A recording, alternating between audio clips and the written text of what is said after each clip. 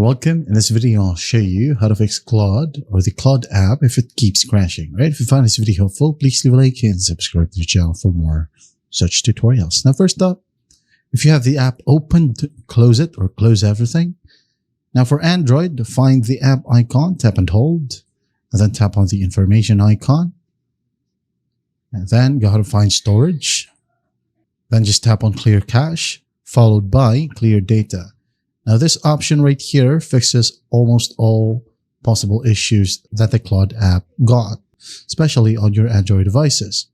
So once that's done, go to find a Play Store, find Claude, and then just update it if there's an update button.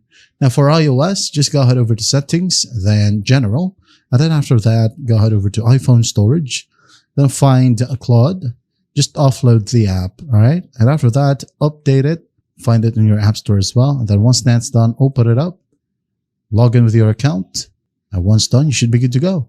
That's how simple it is to fix Claude or the Claude app if it keeps crashing. I hope this video helps, and I'll see you in the next one.